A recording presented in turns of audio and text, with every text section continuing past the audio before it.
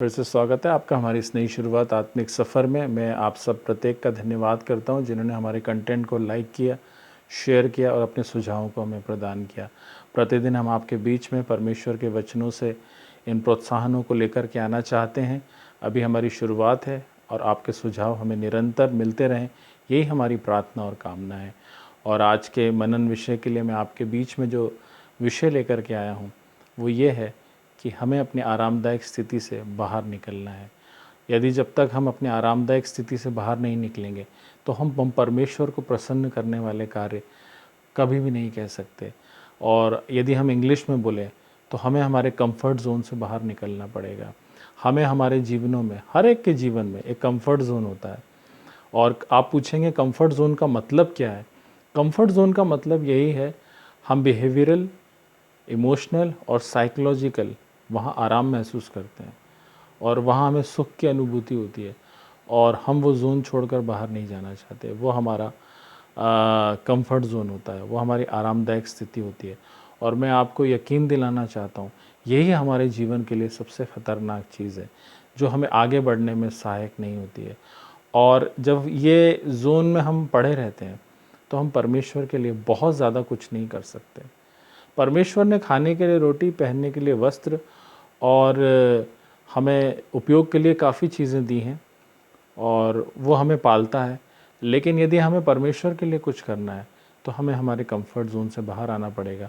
हमें आरामदायक स्थिति से बाहर आना पड़ेगा ताकि हम परमेश्वर के लिए कुछ कर सकें। आज मैं उन युवाओं को, आज मैं उन बुज़ुर्गों को, आज मैं उन बच्चों को ये कहना चाहता हूँ, यदि आपको आपके जीवन में कुछ करना है तो हमें हमारी आरामदायक स्थिति से बाहर आना पड़ेगा। हमें हमारे कंफर्ट ज़ोन से बाहर आना पड़ेगा, तभी हम परमेश्वर के लिए कुछ कार्य कर पाएंगे।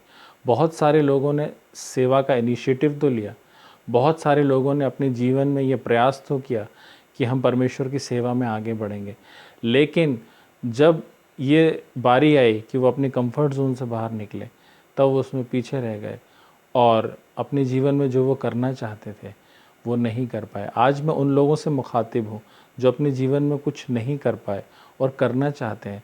प्रियो, जब तक आप अपने कंफर्ट ज़ोन से बाहर नहीं निकलेंगे, अपने आरामदायक स्थिति से बाहर नहीं निकलेंगे, आप परमेश्वर के लिए, मैं परमेश्वर के लिए कुछ भी नहीं कर सकता।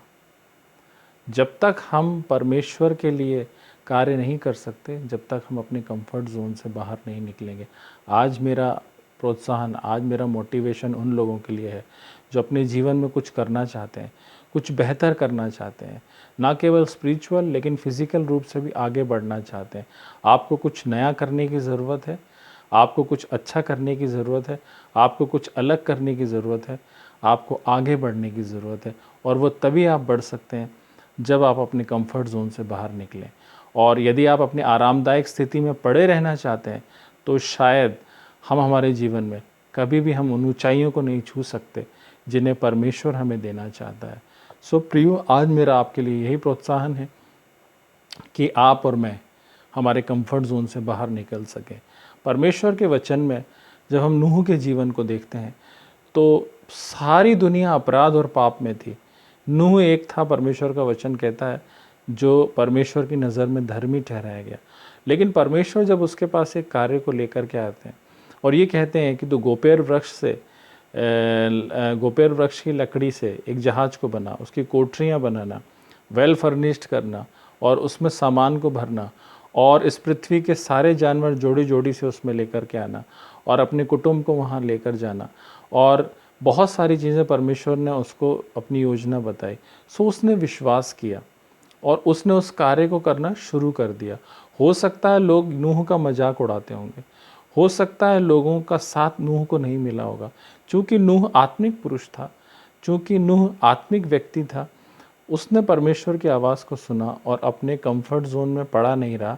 लेकिन जो अलग बात परमेश्वर ने उसके लिए निर्धारित की थी उस पर विश्वास करके वो आगे बढ़ा। जब हम उत्पत्ति और उसका 12वें अध्याय में अब्राहम के जीवन की शुरुआत देखते हैं, किस प्रकार से हारान देश में परमेश्वर ने उसे दर्शन दिया और उससे बोला कि मैं तुझे एक नया देश दूंगा और मैं तुझसे वाचा बांधता हूँ, मैं तुझे उस देश में ले जाऊंगा। तो अब्राहम ने अपने परमेश्वर के ऊपर विश्वास किया और अपने परिवार के साथ मूव होना आसान नहीं होता है। एक जगह जब आप स्थापित हो चुके हैं, आपके धन धान्य संपत्ति है, आपके जानवर हैं, आपका परिवार है, वो सब को लेकर वो परमेश्वर की वाचा के अनुसार चल पड़ा। इसीलिए आगे चलकर अब्राहम विश्वास का मूल पिता कहलाया। और ये कार्य अब्राहम के लिए आसान रहा होगा? मेरे विचार से बिल्कुल नहीं रहा होगा। लेकिन उसने अपने कंफर्ट जोन को छोड़ा और परमेश्वर में आगे बढ़ गया और बहुत सारी आशीषें अपने जीवन में पाने पाया, और जो वाचा परमेश्वर ने उसके लिए निर्धारित की थी उसको वो जीवन में मिल सकी। मेरे प्रियो, आप अपने जीवन में बड़ी बड़ी बातों को अगर पाना चाहते हैं, यदि आप ईश्वर को प्रसन्न करने वाले कार्य करना चाहते हैं, तो आपको आपके कंफर्ट जोन से बाहर आना पड़ेगा और एक इनिशिएटिव लेना पड़ेगा कि हमें परमेश्वर के लिए कार्य करना है। और जो बातें परमेश्वर आपको अगुवाई दे और जिस दर्शन में आपको ले जाए, उसमें यदि आप आगे बढ़ेंगे तो परमेश्वर आपको ज़रूर आशीष देगा। तीसरा उदाहरण मैं रूत की पुस्तक से देना चाहता हूँ। नओमी के जीवन में एक बड़ा डिज़ास्टर आया। उसके पास कुछ भी नहीं था, केवल उन 2 बहुओं के सिवा जो उनके बेटों से ब्याही गई थी। और नओमी के पास ये ऑप्शन था कि वो उन दोनों बहुओं को अपने उनके देश में छोड़कर आगे बढ़ सके, क्योंकि नओमी के पास उनको देने के लिए कुछ भी नहीं था। नओमी इस बात को अंगीकार करती है उस दूसरे अध्याय में कि मेरे पास तुम्हें देने के लिए कुछ नहीं है, और यहोवा तुम्हें कुशलता प्रदान करे, अपनी आशीष प्रदान करे, तुम अपनी अपनी शादियां कर लो और अपने अपने घर वापस चली जाओ। और बहुत सारी बातें नओमी वहाँ पे करती है। ओरपा जो थी वो अपने लोगों में चली जाती है, लेकिन रूत बोलती है यहोवा के जीवन की शपथ, मृत्यु के सिवा मुझे तुझसे कोई अलग न कर सके। एक इनिशिएटिव रूत ने वहाँ लिया, अपने कंफर्ट जोन को उसने छोड़ दिया। उसके लिए आसान नहीं था ऐसी बुजुर्ग स्त्री के पास जाना जिसके पास कुछ भी नहीं था। चूंकि वो स्त्री परमेश्वर का भय मानने वाली थी, वो एक यहूदी स्त्री थी, और रूत इस बात को जानती थी कि यदि कोई परमेश्वर है तो यहोवा परमेश्वर ही है। रूत के एक डिसीज़न ने रूत की ज़िंदगी को बदल दिया, और उसका जीवन उन सारे लोगों के बीच में एक गवाही का जीवन बन सका। और ना केवल नओमी के लिए, लेकिन अपने लिए भी जीवन में बड़ी आशीषों को ले सकी।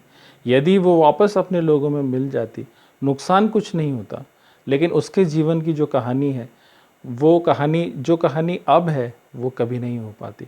और हम देखते हैं परमेश्वर के वचन में पूरी पुस्तक उसके नाम से पाई जाती है। उसे लेकर, उस पुस्तक को पढ़कर हम बहुत कुछ सीखते हैं।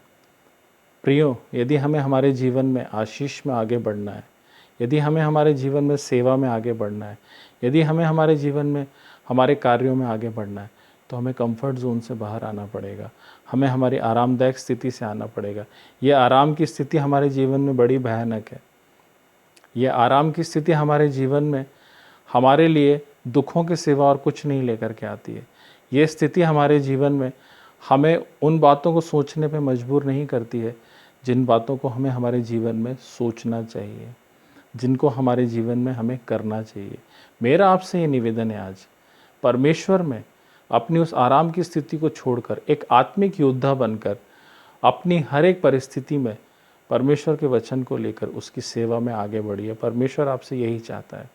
यदि आप अपने कंफर्ट जोन को नहीं छोड़ सकते, आप परमेश्वर के लिए बड़े बड़े कार्य कभी नहीं कर पाएंगे।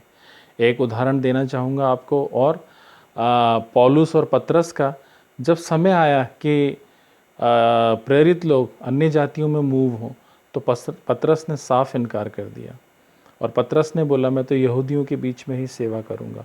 उसने अपने कंफर्ट जोन में वो अपने आप को पकड़े रहा, जकड़े रहा।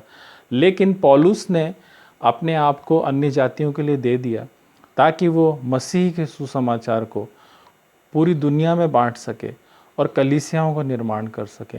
और कलीसियाओं का मूल पिता जो है वो पौलुस कहलाया।